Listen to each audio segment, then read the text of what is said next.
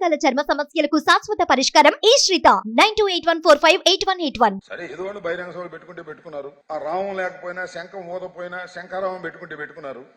కదలరా జనం రాకపోయినా ఏదో ఉపన్యాసం కుర్చీలకి చెప్తున్నారు. ఊరిళ్ళు దుంపతే మధ్యలో సవాళ్ళు. చంద్రబాబు నాయుడు గారు సవాల్ చేస్తున్నాడు.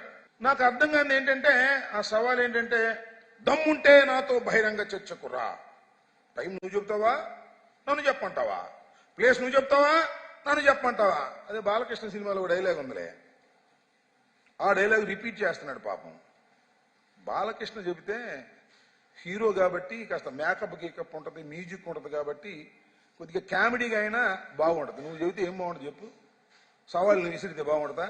చంద్రబాబు నాయుడు గారు నాకు అర్థం కాలేదు. ఏనికంటావు చర్చకి రావాలా? సిగ్గుంది అసలు నీకు? ప్రజాస్వామ్య వ్యవస్థలో సిగ్గున్నటువంటి రాజకీయ నాయకుడివేనా నువ్వు అని అడుగుతా ఉన్నా. ఎందుకంటే ఏంటండి రామబాబు గారు ఎలా అడుగుతున్నారు అంటారేమో. ఏది చర్చించవలసినటువంటి వేదిక ఎక్కడ? చర్చించవలసినటువంటి ఏ వేదిక? ఆంధ్ర రాష్ట్రంలో ప్రజాస్వామ్యబద్ధంగా శాసనసభ. ఆ శాసనసభలో చర్చించవయ్యా బాబు, ప్రధాన ప్రతిపక్ష నాయకుడివి చర్చించు అంటే నేను చర్చించను, నా వల్ల కాదు. ఇక్కడ నేను అసలు శాసనసభకే రానని పారిపోయినటువంటి దద్దమ్మవు నువ్వు. వాళ్ళు శాసనసభ టైం అయిపోయింది, ఇంకా శాసనసభ పెట్టే అవకాశం కూడా లేదు కాబట్టి రా చర్చిద్దాం రా అంటే ఇక మాకేం తీరిక లేదా? నాకు అర్థం కాలేదు. జగన్మోహన్ రెడ్డి గారికి తీరిక లేనటువంటి సమయంలో, సిద్ధమవుతున్నటువంటి సందర్భంలో, బిజీగా ఉన్నటువంటి సందర్భంలో అబ్బా మా చంద్రబాబు కూడా సవాల్ చేశాడని అనిపించుకోవడం కోసం దద్దమ్మ సవాళ్ళు చేస్తున్నావు. సరే ఓకే, నువ్వు చేయొచ్చా సవాలు, రా, నేను సిద్ధంగా ఉన్నా. ఎవ్వరూ అవసరంలా. జగన్మోహన్ రెడ్డి గారు చాలా బిజీగా ఉన్న, నీలా ఖాళీగా లేడు.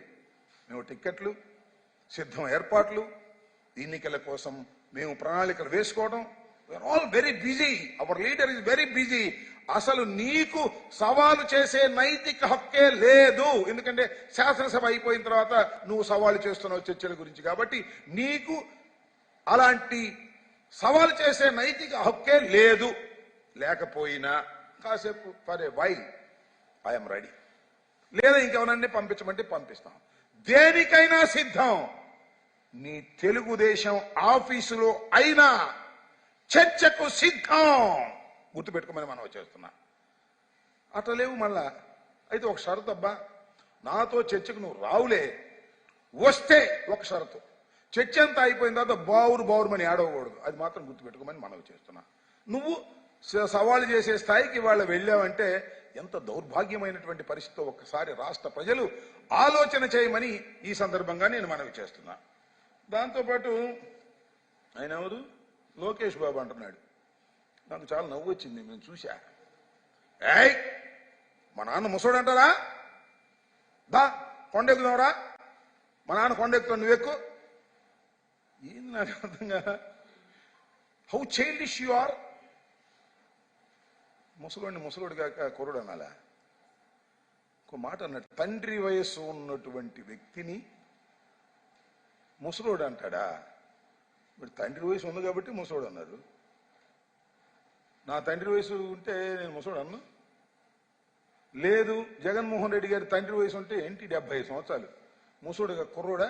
ఎందుకు అంత కోపం వచ్చింది నాకు అర్థం కాలేదు. ఏమయ్యా లోకేష్ బాబు, ఎందుకు అవసరం అంత బాధ వేసింది నీకు? ముసలోడిని అంత బాధ వచ్చింది అసలు నాకు అర్థం కాలేదయ్యా. నువ్వు అనొచ్చా ముసలోడని? మీ నాన్నని ఒక్కసారి గుర్తు తెచ్చుకోమని మనం చేస్తున్నా. మీ నాన్నని స్కిల్ కేసులో రోపలేస్తే ఏం ఆర్గ్యుమెంట్ చెప్పారే? మా నాన్న కొండలు ఎక్కుతాడు, మా నాన్న బండలు మోస్తాడు అని చెప్పారు ఆర్గ్యుమెంట్. మా నాన్న ముసలోడు, 75 సంవత్సరాలు అయిపోయింది, ఫ్యాన్ లేకపోతే బతకలేడు, 4 అడుగులు ముందుకు వేయలేకపోతున్నాడు. ఇంకా కొన్ని రోజులు ఇలాగే జైల్లో ఉంటే మా నాన్న ఏమైపోతాడో తెలియదు, ఏ వార్త వినాలో తెలియదు. ఈ వయసులో మా నాన్న జైల్లో పెడతారని బావురుమని ఏడ్చినటువంటి ఓ నారా లోకేష్ మర్చిపోయావా? చెప్పు వెళ్ళి. మా నాన్న ఎన్ని రోజులైనా జైల్లో ఉండగలిగినటువంటి ధైర్యవంతుడు, కుర్రవాడు. ఫ్యాన్ లేకపోయినా ఉంటాడు, ఏసీ లేకపోయినా ఉంటాడు, జైల్లో 50 రోజులు కాదు, 40 రోజులు కాదు, 90 రోజులు పెట్టినా ఉంటాడు అని చెప్పగలవా? జైల్లో పెడితేనే మీ నాన్న ముసలోడా? ఆరోగ్యం బాగోలేదా, గుండె వీకా, బయటకు వస్తేనేమో మా నాన్న గుండె ధైర్యం గలవాడు, మా నాన్న కుర్రోడు, మా నాన్న కొండలెక్కగలడు, బండలు మోయగలడు అని చెప్తాం.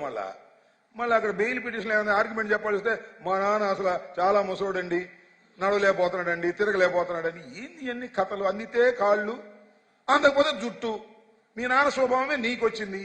ఇలాంటి పిచ్చి ఆర్గ్యుమెంట్స్ చెప్పేటటువంటి కార్యక్రమం చేసేటప్పుడు కొద్దిగా లాజిక్ ఉండాలి.